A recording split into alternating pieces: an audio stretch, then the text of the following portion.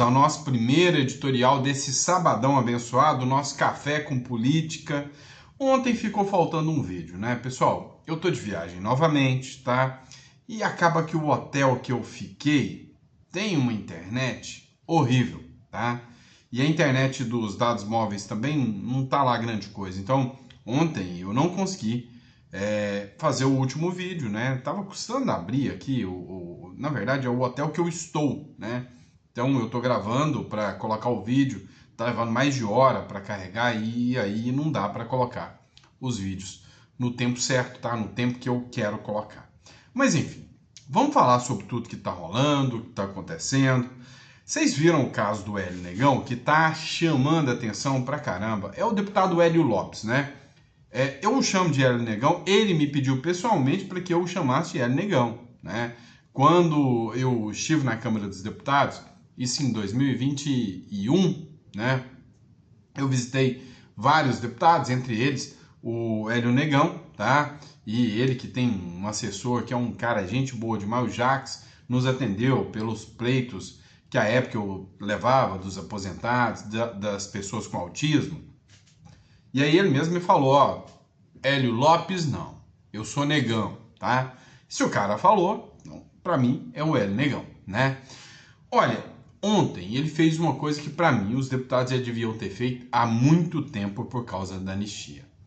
Começou um protesto silencioso. Amordaçou a boca. Armou uma barraca na porta do STF, colocou uma cadeira de praia, sentou lá e falou, eu vou protestar. E ficou lá. Sabe qual foi a medida? Polícia do governo indo lá para fazer baculejo dentro da barraca dele. Você viu isso aqui? Dá uma olhada nesse trecho.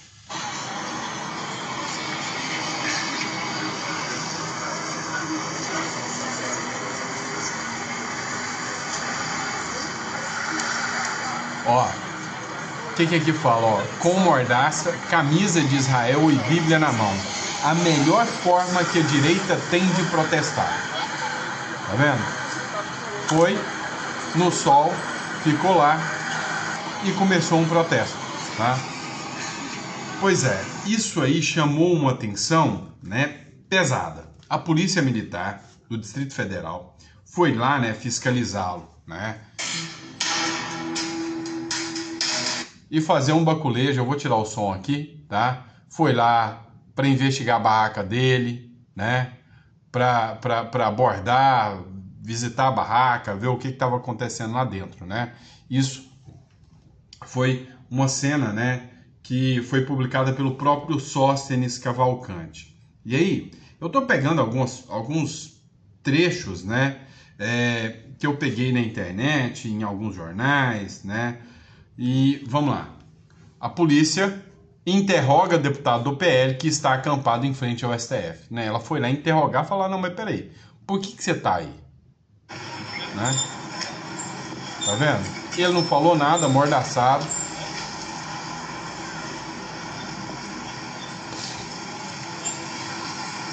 Apresentou a credencial de deputado federal e começou um movimento silencioso.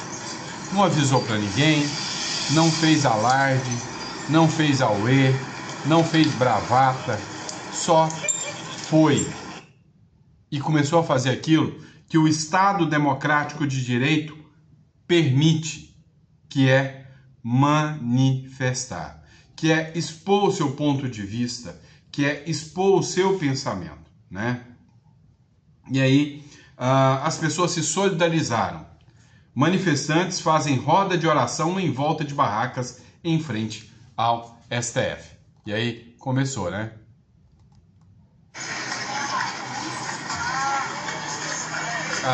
Isso aqui já era noite, né, quando essa publicação saiu, ou seja, o Hélio Lopes ficou o dia todo lá em protesto, tá?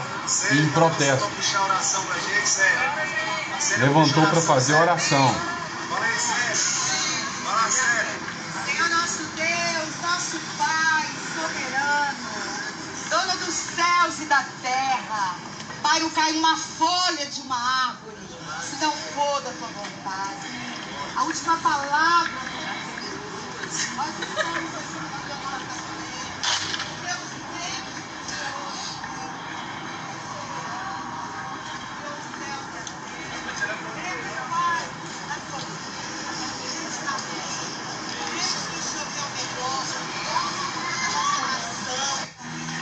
Amém, né?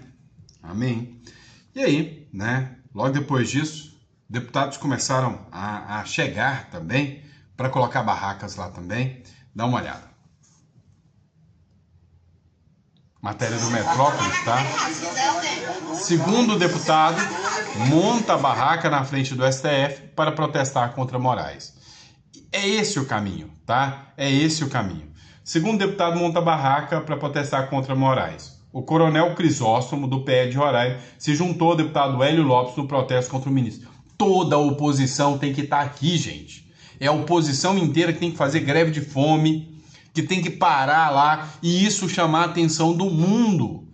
É isso aqui que tem que acontecer.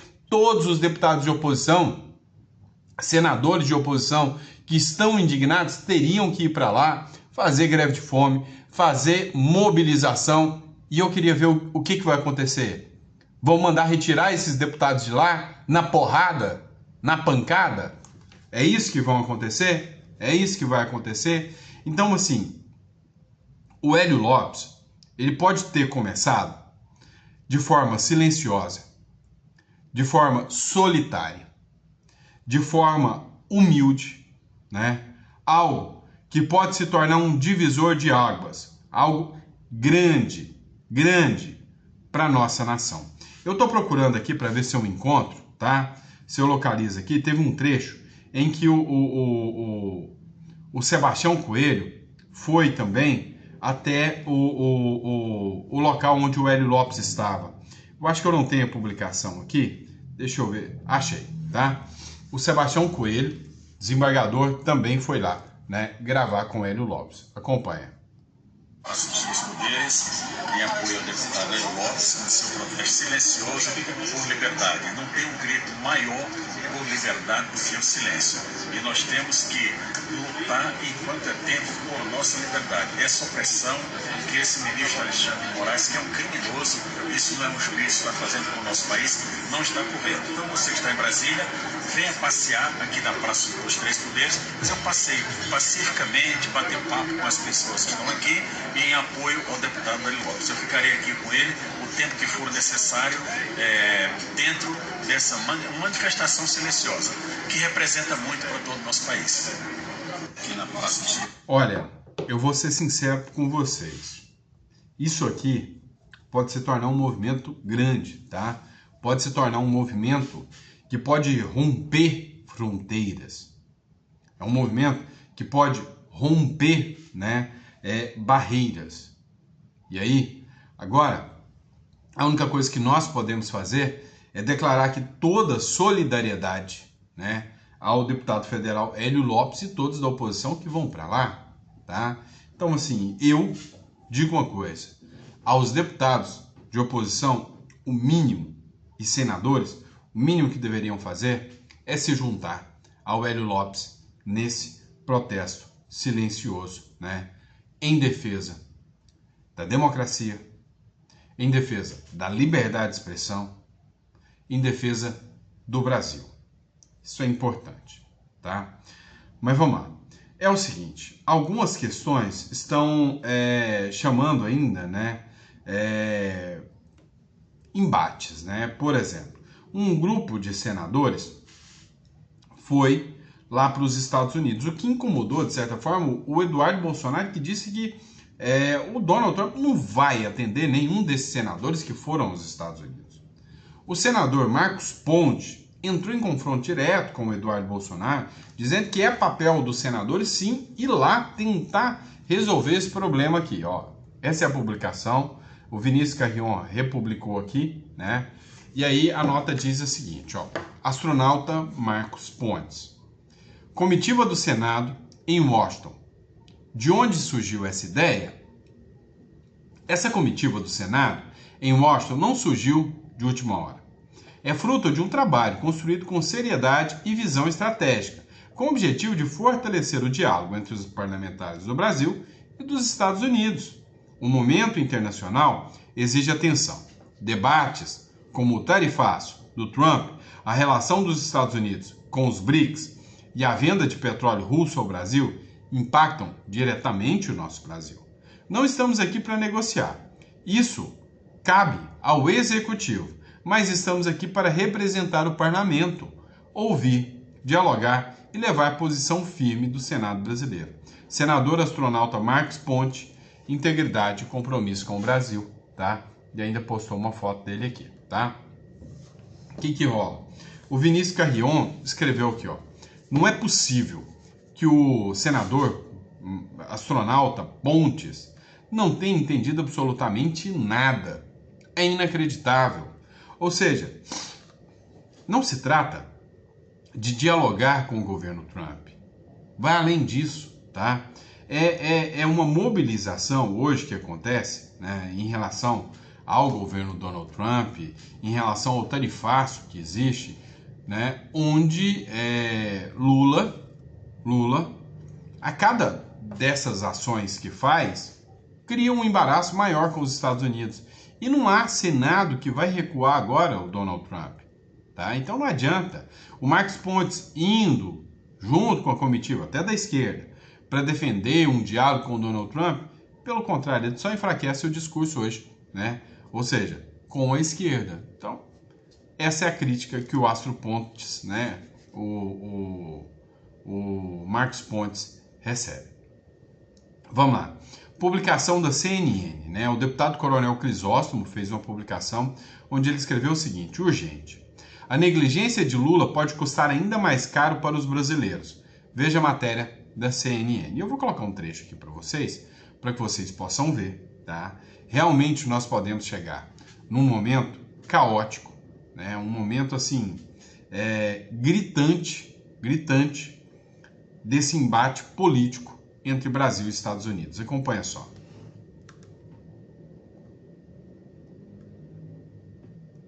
Absolutamente descartado hoje, há 6 dias do início do tarifaço, uma ligação para Donald Trump. Isso está fora de cogitação no momento. E por que isso é tão importante? A gente sabe que governistas, aliados, até o próprio líder do governo no Senado, Jacques Wagner, tem pressionado, tem pedido, tem aconselhado, que o presidente Lula não se deixa pressionar, mas tem sido aconselhado o presidente Lula por esses vários aliados a fazer uma ligação para Donald Trump, mesmo que ele não atenda o telefone, mesmo que a conversa não dê nada, mas por quê? Para tentar blindar politicamente de eventuais críticas de que, olha, o presidente Lula não fez nada. Nós tentamos tudo, Nós tentamos tudo e o presidente Lula não fez nada. Então, para blindá-lo, essa é uma desse tipo de crítica, era um aconselhamento. Mas, como o Daniel disse, Lula decidiu e não vai ligar para Donald Trump, não vai tomar essa iniciativa. Vamos deixar muito claro, não há o mínimo, né?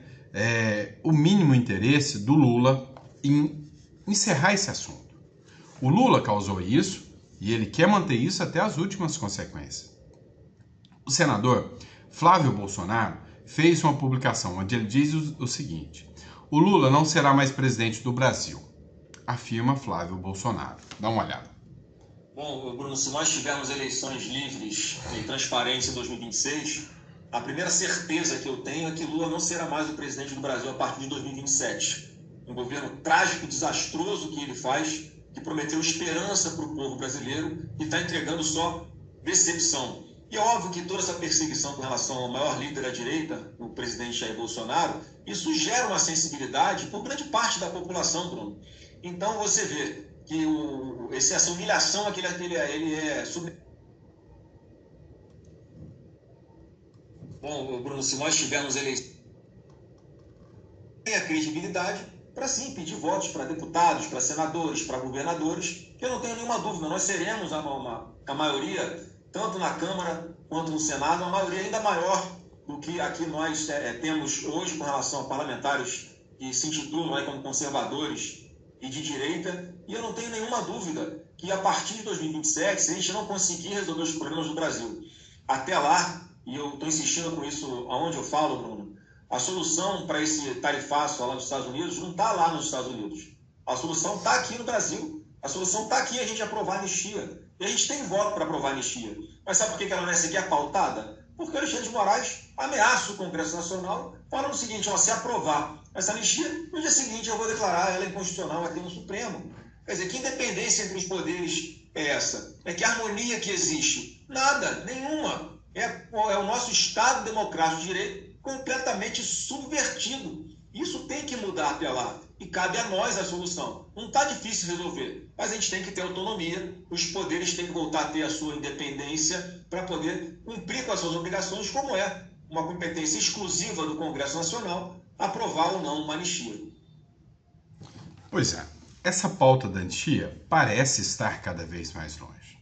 O argumento, né, do Donald Trump é justamente esse. O clima hoje que paira na Globo News, por exemplo, é um clima de velório, né? Por quê? Porque enquanto uns, né, poderiam agir como presidente da República, não agem. E preferem ficar colocando a culpa no Eduardo Bolsonaro. E eles já viram que não adianta colocar a culpa no Eduardo Bolsonaro, que isso pode ter colado até por uns dias, mas não cola mais. Dá uma olhada nesse trecho da matéria da Globo News.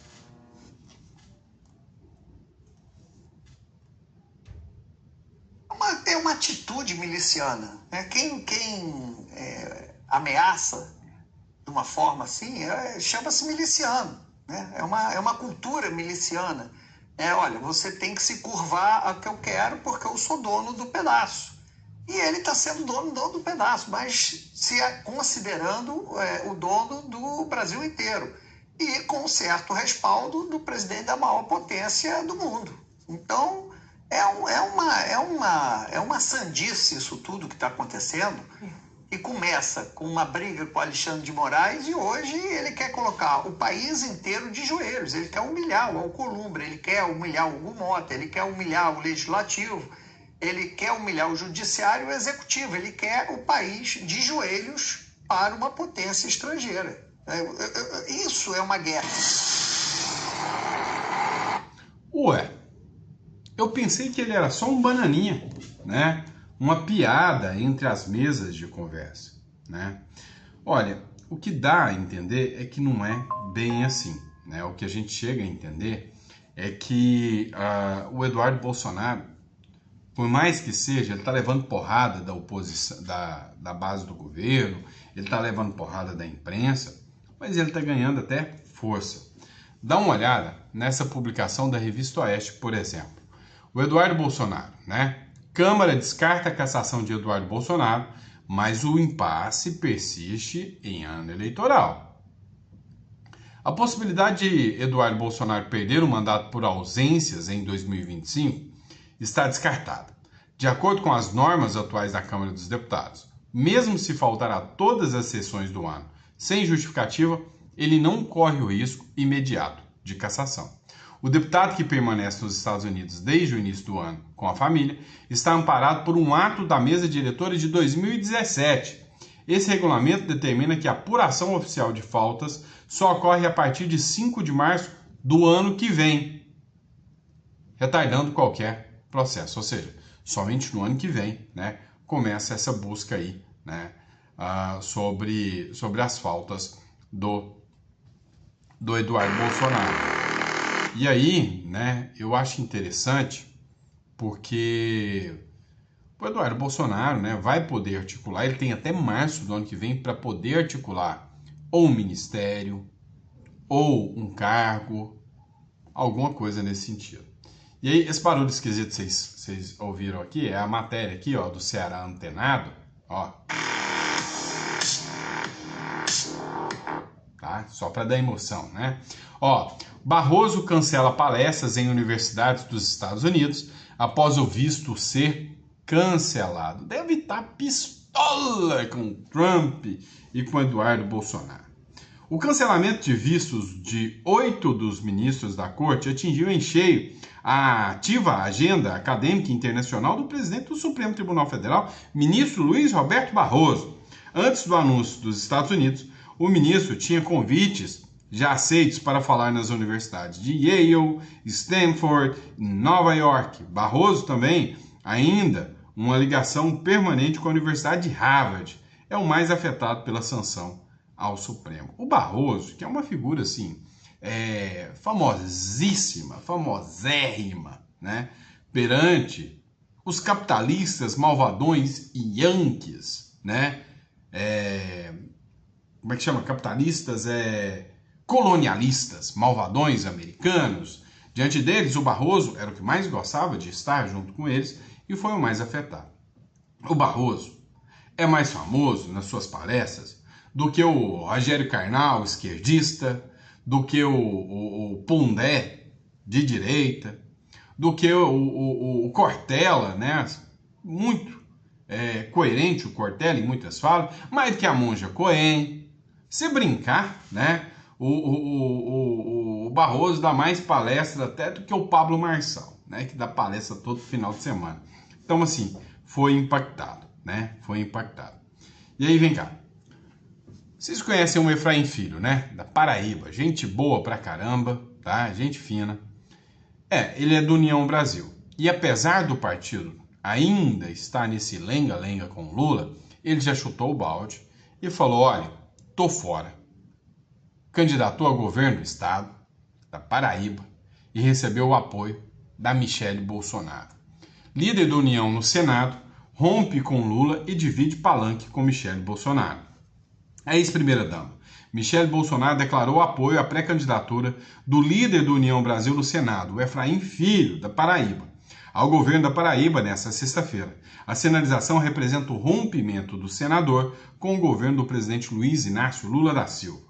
Efraim ecoou lemas da direita como a defesa da família e as falas contra o aborto durante o lançamento da nova sede do governo do PL no estado. Também declarou apoio à pré-candidatura do ex-ministro da Saúde do governo de Jair Bolsonaro, Marcelo Queiroga, ao Senado. Pois é, eu torço muito que o Efraim Filho, tá, seja exitoso aí, né? É uma figura que eu conheço pessoalmente, sei que é uma figura que tem um bom coração, sempre teve estendendo a mão pra gente quando a gente precisou, então é uma figura, né, que eu acho que é um acerto aqui da Michele Bolsonaro e da direita apostar no Efraim Filho, tá? Acho que é um bom acerto, tá bom?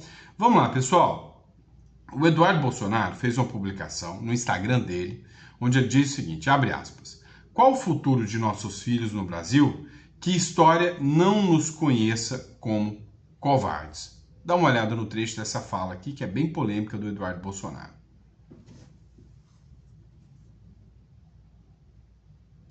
Prestes a escolher dois caminhos. O caminho de Cuba e da Venezuela, onde os senhores serão, né, eternamente escravos, vão trabalhar para pagar altos impostos, para sustentar as viagens do Lula, né, com a Janja, a sua eterna lua de mel, para resgatar a corrupta do Peru, como a ex-primeira-dama Nadine, que foi trazida para o Brasil, e isso sim, uma violação, uma interferência em outro país, no judiciário, ou se a gente vai estar disposto ao sacrifício pessoal para salvar o nosso país inteiro. Essa guerra extrapola até a questão da anistia, para soltar aquelas senhoras, para permitir que todos os exilados possam retornar para o país. Ela vai ser decisiva para as próximas décadas no Brasil. A gente vai decidir aqui se eu vou poder entrar ao vivo na Revista Oeste ou se daqui a pouco as portas da Revista Oeste serão fechadas. Porque vocês já viram que Alexandre de Moraes não tem limites. E eu sei que ele está disposto a tudo. Agora o que eu quero saber é, Gilmar Mendes está disposto a tudo? A sua esposa Guiomar está disposta a tudo? Será que o Zanin e o escritório do Zanin Advogados está disposto a tudo? Isso é o que a gente vai ver. Se vai ser preciso, né, como o Paulo Figueiredo diz, queimar a floresta inteira para pegar o monstrinho da Birmânia, ou se nós teremos autoridades racionais, ponderadas e responsáveis para evitar que a gente chegue a esse ponto. Empresários brasileiros, é hora de, em massa, fazer pressão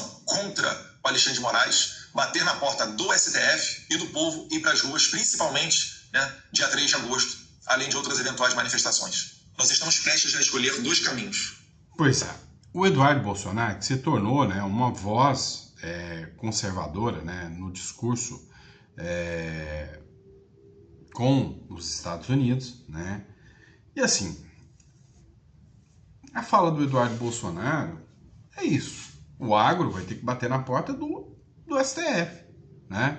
Na porta do Lula e falar, gente, o Trump já falou que não vai recuar. E se vocês não recuarem, quem vai tomar somos nós. Vocês vão ter que recuar.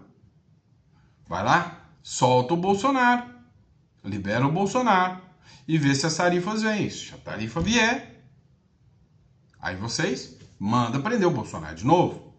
Mas tem que recuar. Então o agro tem que pressionar, né? O embaixador dos Estados Unidos disse que missão brasileira para negociar tarifas deveria ser adiada, né? Aquele discurso lá dos senadores que vão, do Marcos Pontes, vão chegar lá e dar com a cara no muro, né? A missão comercial de empresários brasileiros que irão aos Estados Unidos negociar o tarifaço deveria ser postergada, segundo o encarregado de negócio e embaixador interino dos Estados Unidos no Brasil, que é o Gabriel Escobar. Segundo ele, isso porque, como o mês de agosto é de férias, seria mais efetivo que a comitiva viajasse em setembro ou outubro àquele país, disse Escobar. Ou seja, deixou bem claro, escancarou aqui, que a ida dele lá, vai adiantar neca de pitibiribas, vai adiantar nada, né? E aí, vem aqui, furo hilário do Thomas, né? É o seguinte, interlocutores de Lula em Nova York vazam para Valdo Cruz, que é aquele comentarista da Globo lá, né? Que Trump barra qualquer diálogo da Casa Branca com o Brasil. Pior, Trump arma declaração de emergência para justificar tarifaço brutal de 50%. Que triste. Calma que vai piorar. Ou seja, o Trump já mandou recado, já avisou, já disse que não quer papo com o Lula. E depois que o Trump afirmou que ia declarar emergência, com essa emergência, ele iria justificar as sanções ao Brasil, ou seja, ele corrobora aqui a certeza de que as sanções serão aplicadas. Que as sanções virão, tá? E aí o que aconteceu? Dólar dispara com notícia de que os Estados Unidos preparam a base legal para tarifaço. Olha isso, tá? A cotação do dólar subiu de forma acentuada no início da tarde dessa sexta-feira. A moeda americana esperava uma alta de 0,25 frente ao real e teve uma alta de 0,82, muito maior, né? Pouco antes disso, ela havia atingido 5,57, ou seja, subiu muito porque o salto ocorreu depois da veiculação de uma notícia da agência Bloomberg, segundo a qual o presidente dos Estados Unidos, Donald Trump, prepara uma nova declaração de emergência sobre as tarifas que pretende impor contra os produtos do Brasil. Se ele impõe essa sessão de emergência, né, essa medida de emergência, ele pode impor todas as tarifas e sanções ainda mais pesadas contra o Brasil. Meu amigo, o cara não tá de brincadeira não, tá? Não tá de brincadeira não, tá? Vamos lá. Enquanto isso, o Lula se sente mais isolado do que nunca. Olha essa aí, a publicação na CNN Brasil, tá? O presidente Lula disse hoje que Donald Trump não quer conversar com o Brasil para negociar a tarifa de 50% imposta aos produtos nacionais. Essa fala aconteceu mais cedo no evento em Minas Gerais e a repórter Thaisa Medeiros detalha essa declaração. Boa tarde, Thaisa. Oi, Débora, boa tarde a você, a todos que nos acompanham. O presidente Lula cumprindo agendas, então, hoje em Minas Gerais, e fez essa fala a respeito do tarifaço de Donald Trump. Ele disse que no momento que Trump quiser negociar, ele está pronto para negociar. E disse também que conversa com todo mundo, mas, sobretudo, com quem quer conversar. E Donald Trump não quer conversar, segundo o presidente Lula. Ele voltou a criticar. E olha, o presidente Lula... Pois é, o Donald Trump não quer conversar. Agora eu te pergunto o seguinte, quem tem que puxar o papo, quem tem que dar um jeito de ligar, mesmo que o Trump não vai atender, não é o Lula, né? É sinal que o Lula está pouco se lixando com isso, ele quer que as tarifas venham para tentar apostar na polarização ainda maior, né? Os ricos são tão sabidos. Dá uma olhada nesse trecho aqui, você deve ter visto isso aqui, né? Deixa eu te mostrar uma coisa aqui. São tão sabidos que eles inventaram o seguinte: o pobre fala assim, aí eu vou votar no prefeito que é rico, porque que ele não vai roubar porque ele já é rico. Olha, ele só é rico porque já roubou.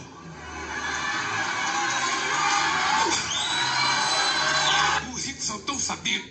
Nada como conhecimento de causa, né? Só é rico porque roubou.